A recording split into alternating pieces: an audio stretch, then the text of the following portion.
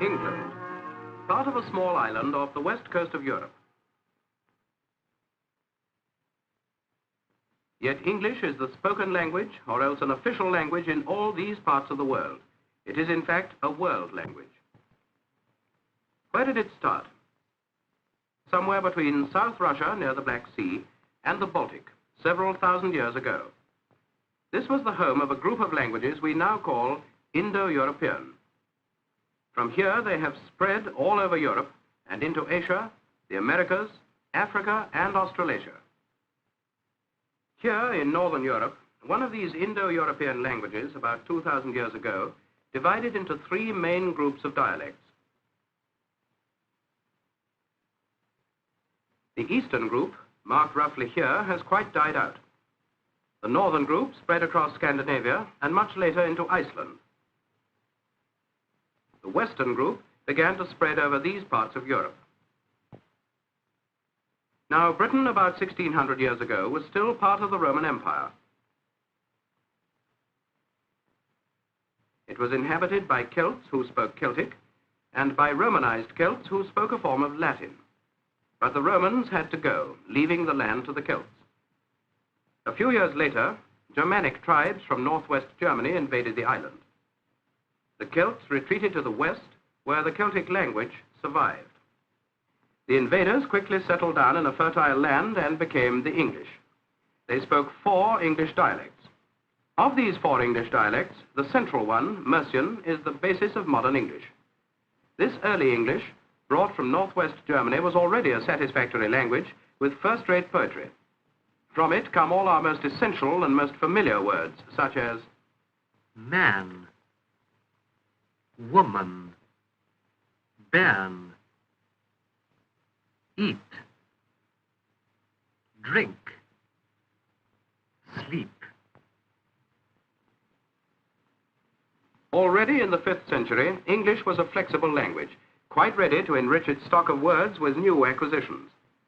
From the original Celtic language, the English began borrowing any words they wanted, notably river names, Thames and Severn, or the names of towns, such as Dover, London, Lincoln, Leeds.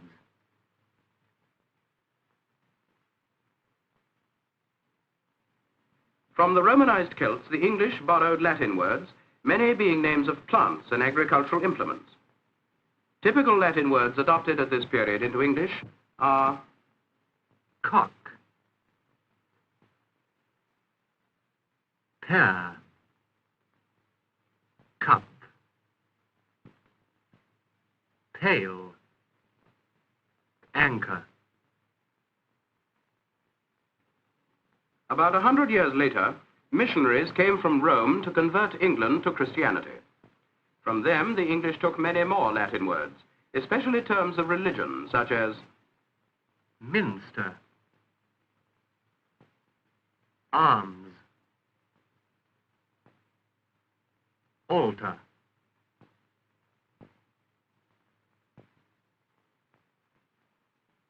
During the 9th century, the Vikings from Scandinavia attacked many parts of southern Europe. Many of these Scandinavians settled in Britain. From them, the English gathered several thousand everyday words. The English language already had such words as sail and ship. But the many nautical words they took from the Scandinavians include haven. Other common Scandinavian words acquired at this time are knife,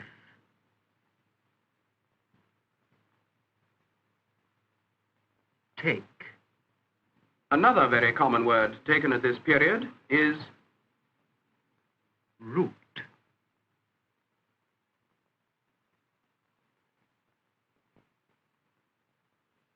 The Scandinavians who had settled in France were called the Normans. Before long, they gave up their own language and spoke French. In 1066, the Duke of Normandy made himself King of England, and many of his followers came over with him, settling among the English. From them, the English took many hundreds of new words. Some of them dealt with buildings, such as castle, tower,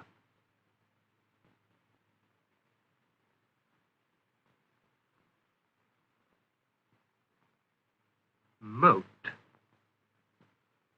Court, in the sense of courtyard.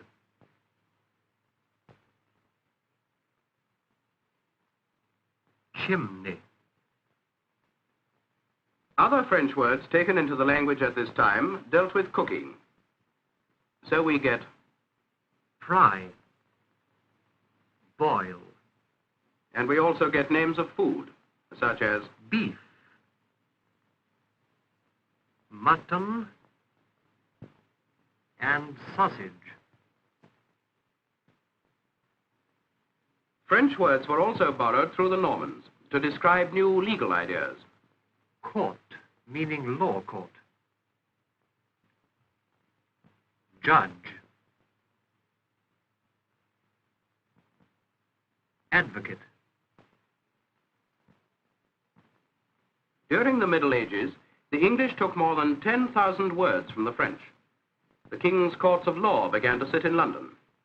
So London became the legal center of England in the Middle Ages. It was also the center of trade. So naturally, the form of language that was spoken in London became standard English. Now, the English were always great travelers and traders. They traded all round the North Sea. From the Dutch, they gathered many new and useful words to do with shipping. Boy is one of the Dutch words taken into English in the Middle Ages. Other words of Dutch origin are Skipper. Deck. Dock.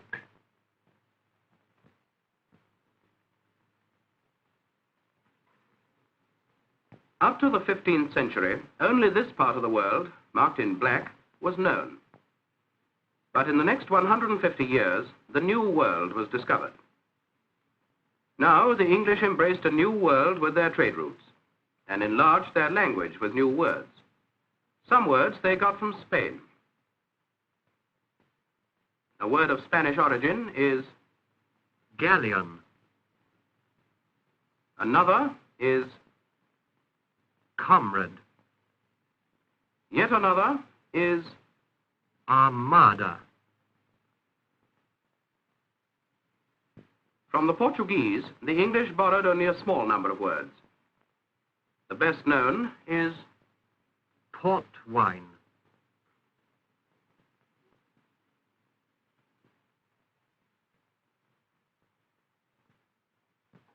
from South and Central America came Native American words, imported into English through Portugal and Spain, such as Tobacco. Potato. Maize.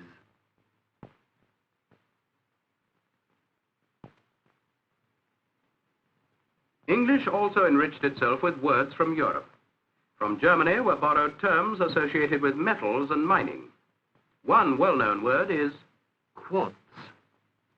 the German language also provided words associated with war, such as Plunder.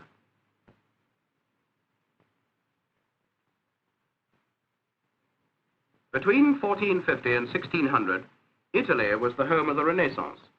From the Italian language, English was greatly enriched by cultural terms of architecture, music, literature, and art. From Italy come Cameo.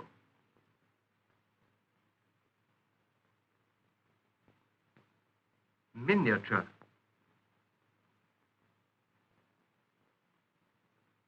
Balcony. Umbrella.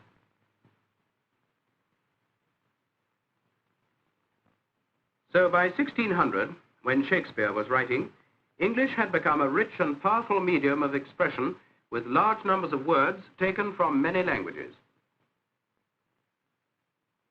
Shakespeare, in his works, used some 20,000 words. Here is a passage of 11 lines containing only 59 different words, yet 22 come from abroad. This royal throne of kings, this sceptred isle, this earth of majesty, this seat of Mars, this other Eden, demi-paradise, this fortress built by nature for herself against infection and the hand of war, this happy breed of men, this little world, this precious stone set in the silver sea, which serves it in the office of a wall, or as a moat defensive to a house against the envy of less happier lands. This blessed plot, this earth, this realm, this England. 1600, in the next century and a half, the English built up a great colonial empire where their language came to be spoken. In 1776, the 13 English colonies on the coast of North America became independent as the United States of America. English is the language of the United States, and with the growth of the American people, has spread across North America. By this time, the English were in partnership with the Scots, Welsh, and Irish. Together, as the United Kingdom, they built the present British Commonwealth, where English is either the spoken or the official language. As British trade with the world has increased by leaps and bounds, so every year, English has enriched itself with more words from other languages. From India, the British have adopted cockatoo,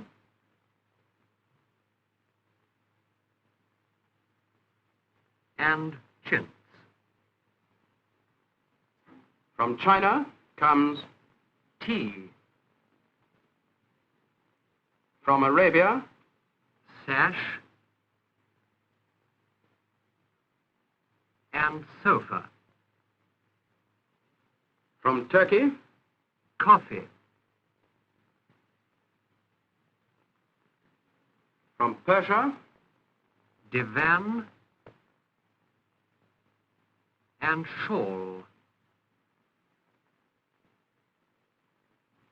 from West Africa, Chimpanzee, zebra. from Australia, Kangaroo, and budgerigar. to mention only a few examples. The modern world is full of new inventions, and to describe these new inventions, English has made use of both Latin and Greek. From Latin comes Omnibus, from Greek, cinema, photograph, and many other recently coined words such as thermometer, and telegraphy. when Mr. Churchill broadcasts in English, he is understood by the greater part of the world. The peoples of the British Empire may love peace. They do not seek the lands or wealth of any country.